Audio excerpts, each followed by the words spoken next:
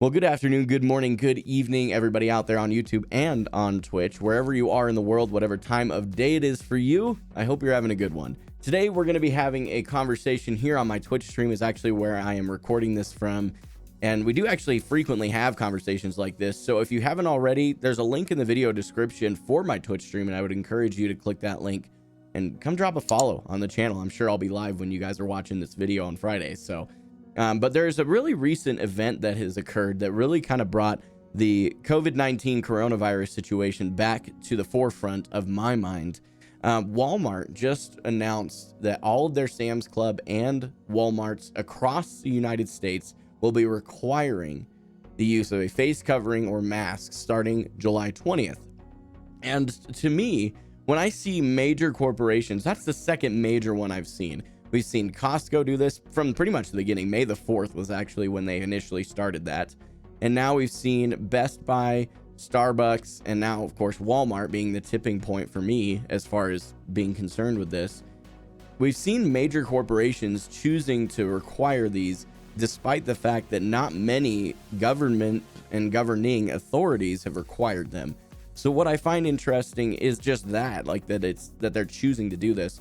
So I wanted to dig deep into what and like more of why, like what was the reasoning. And when I think from their perspective, if I'm making that decision as an official over Walmart, I'm going to look up the fact and try and sort the fact from the fiction. If you read the news right now, you have a lot of fiction to sort through to get to the facts. I don't care which side of the political spectrum you reside in. If you're on the left, if you're on the right, I don't care. Fox, CNN, MSNBC, they are all biased in one way or another. And because of that bias, the facts get twisted and distorted. If you don't believe me, there's a very easy way to prove this. I want you to find the same story that has an article from each of them written. I want you to find the same story and just read and compare the headlines. The headlines to the exact same story will be different depending on their political bias, and they will use different trigger words based on that political bias. It's that simple. Don't overcomplicate it. That's a very easy way for us to understand that it is very biased. So I myself am a guy that needs to know the facts. It's so important to me. So I have taken the time to do plenty of research, and I wanted to share it with whoever may be interested in it. As far as just in general, is COVID-19 something that we should still be freaking out about, essentially? But we're going to go ahead and get into this here. So one of the things that I thought about was, okay, Costco was one of the early adopters of this idea of forcing their customers to wear face coverings and or masks within their stores across the US. And what I wanted to know was, in a business perspective, did their stock drop post May the 4th? Did it go like just spike straight down? Because I heard a lot of people that shopped at Costco were like, I'm not going back, I'm canceling my membership. I know people who did cancel their memberships, and I'm like, I'm wondering if this is a majority, because they were saying they were implying that because Costco did this, they were going to lose a lot of their stock. Well, I went and looked. Not only did it not decrease anything above the normal, I mean, a day-to-day stock, things are going to decrease. That's how that works. If you don't know that in the business world, that's super important to recognize. Your stocks fluctuate up and down daily, hourly, minute by minute. So a small fluctuation at the end of a business day is not a huge issue. And small is really just relative percentage-wise to what your stock is worth. And I can tell you they didn't lose stock that was going to make them decide to make a change back to not requiring face coverings or masks. But what's even more interesting is that as we look at the trend afterward, I did the math, they have seen a 5.5% increase in their stock value since May the 4th. That's approximate, but that's crazy. 5.5% may not seem like a lot, but that much of a gain from May the 4th to today's video recording is July 15th. That's literally roughly 2.5 months, and they've made that big of an increase. That's pretty impressive. So to me, what that said was, okay, people weren't actually as triggered about this whole wearing masks things inside of Costco as I was hearing. So I wanted to dig deeper, and I wanted to find out a little bit more about it.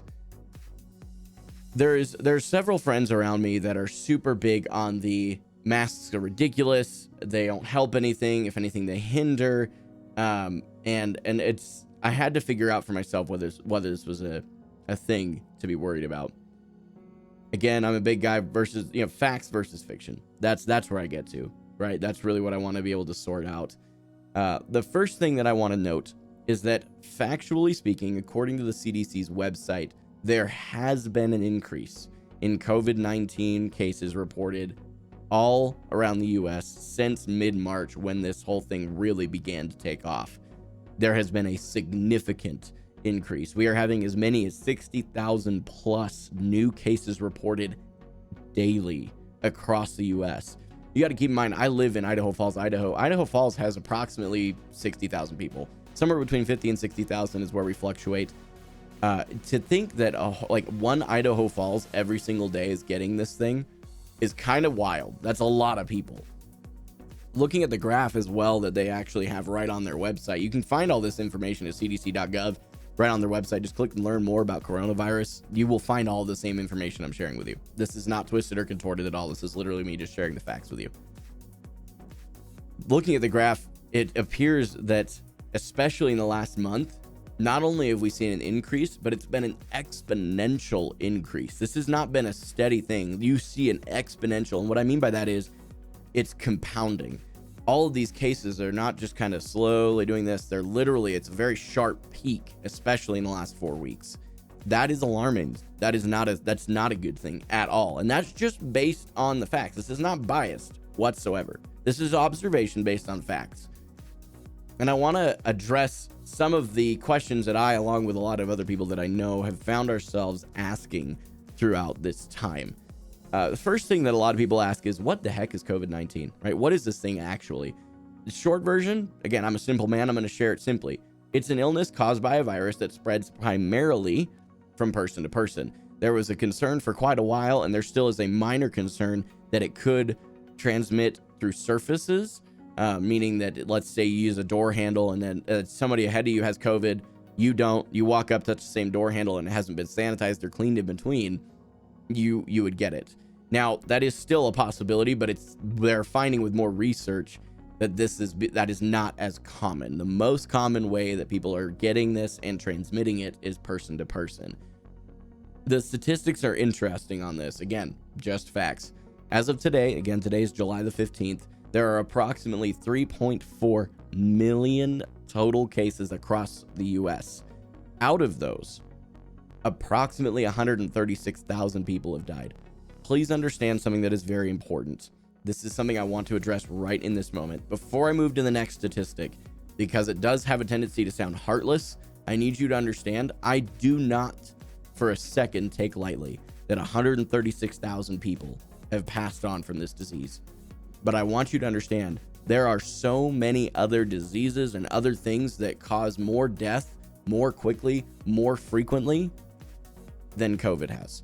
That is super important. But the next thing I want to share with you is, based on that 136,000 folks that have died out of 3.4 million total cases, and this is based on just rounding approximately, okay?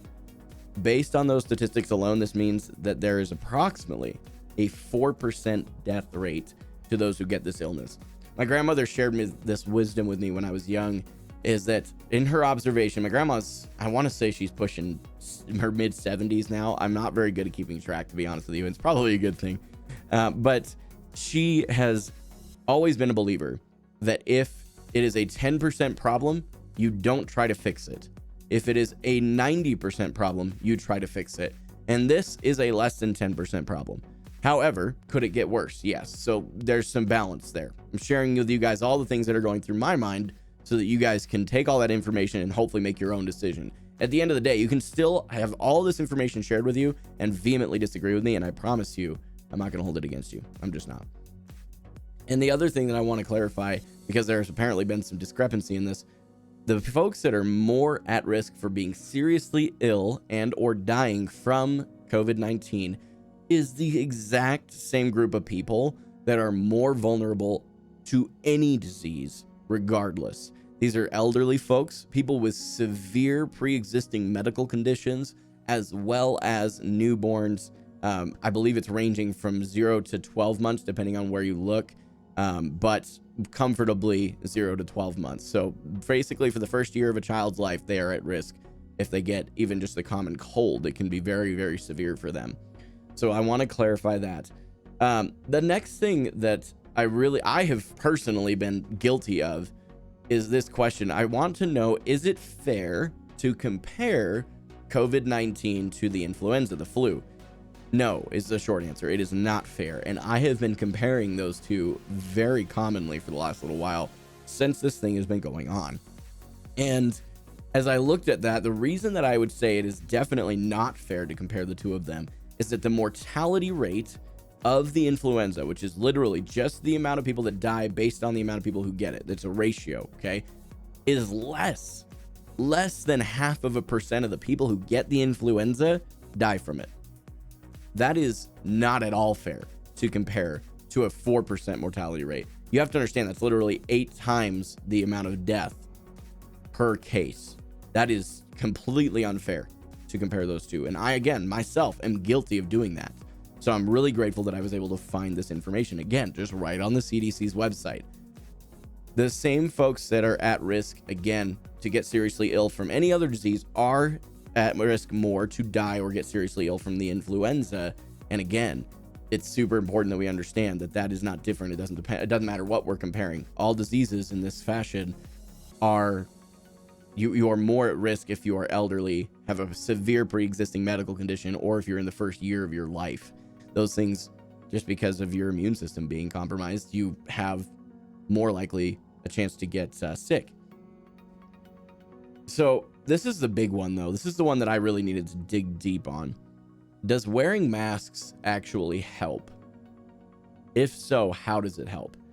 Now, there was an article that Morgan, my beautiful bride, just sent to me, and I haven't had a chance to look over it. So what I'm going to say before I get into this is that things are subject to change. This disease is still very new, so every single day things change. So the recording of this video a year from now may not be relevant at all. A day from now may not even be relevant at all. My hope is to be able to at least share the general foundation of this so that as things change, you have a place to start and then begin to adapt based on how we find things in the future. So that disclaimer in there, according to the CDC, masks and face coverings may prevent you from spreading the disease to others. One thing that is important about the coronavirus, COVID-19, is that you can actually be carrying the virus without showing symptoms for a fairly significant length of time. There was not an actual, that's the actual phraseology, is a fairly significant length of time. That was the phrase I found. And the reality is, if I go see my grandma and I'm not showing symptoms and I happen to be carrying it and she gets it, she is probably going to catch it and die. That's where my mind goes. That, whether that's fact, I'm not saying, but that's where my mind goes. So the thing that is super important to understand, it may prevent you. That is super important. The phraseology is not it will prevent, it may prevent. Very, very important. However, wearing masks and face coverings is lumped in with everything else that they've already been suggesting since day one. Social distancing, frequent hand washing, don't freaking touch your face, and cleaning and disinfecting frequently touched surfaces is still recommended regardless of the fact that it is a minimal cause for the spread. Something else that comes up is the difference between the N95 masks and a surgical mask. They are two different things. A surgical mask is one that has those very simple strings around that go around your ears, and it's usually a rectangle, and it just goes over your face. It kind of comes up underneath your chin. For those of us that are bearded, it's a real pain in the butt, but it doesn't form fit to your face. The N95 mask, however, does form fit to your face. If you are using an N95 mask right now as a civilian, you're not a healthcare professional, knock it off. I'm going to call you out on that. Those are for healthcare professionals who are way more at risk than any of the rest of us. Get over yourself and get those over to the medical professionals in your area. That is not okay. I am not, there's objectively speaking, that is sick and wrong, because you are not subjecting yourself to it. You're going to Walmart. Like, you don't need, well, maybe you're going to Walmart, but maybe you're also not right now, but you're going out in public. That doesn't mean you need a medical level of mask. That's just completely absurd. But coming back to this, there is a difference between an N95 mask and those surgical rectangular masks you see a lot of folks wearing right now. Masks are not guaranteed to help. I need to be very clear on that. They may help according to the CDC, and according to current research and logic, they actually may be doing more harm than good. And here's where I want to go next on that. Is wearing masks worth the oh my gosh, let's try that again. Is wearing masks worth the potential detrimental side effects of having less oxygen going into your body? If you disagree with the fact that oxygen is not going to, like, it's coming into your body at this normal rate, it is super important that we understand that if you were to put on a mask, it doesn't matter. You are in fact getting less oxygen. However much, I'm not saying an actual number, but I am saying, factually speaking, the mask, putting those on does slow down your oxygen level from being in your system. It doesn't work as well. And we need to be very cautious that we do not wear those all the time. I see folks wearing them in their cars now, which is completely absurd. You're not allowing your body to get the oxygen that it needs to function. And that's what's super important to understand. Moving on from that, they can be beneficial. That is the CDC's, those are the facts. They are not guaranteed to work. They are a may help, not spread it to someone else, first of all. So the next thing that I want to get onto here, based on the facts, just to conclude that, I do not believe masks should be forced. I don't believe that the governments should be forcing them on anybody. I do not believe that, because at this point they are not guaranteed to help. According to the CDC, this is just me sharing facts. This is not my opinion. This is fact. The CDC themselves says it may help. Because it doesn't say it will help, I would strongly say that the government should not be forcing this on anybody, which at this point they really aren't at a federal level. But it's super important that we understand that distinction. Its verbiage is so important, and if we don't pay attention to words, we can lose the actual intent of what people are trying to say.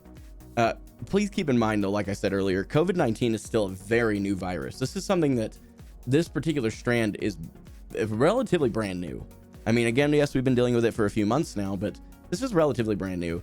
So this information I'm sharing with you is purely based on the current information that is through the CDC. Things are subject to change every hour. That's the reality of this thing. But I'm trying to share the current information because there's so much misinformation out there, and it's dangerous to submit to the information that you don't know fully about. The last thing I want to touch on is, personally, I'm a Christian. I'm not going to shove faith down your throat, so hear me out on this.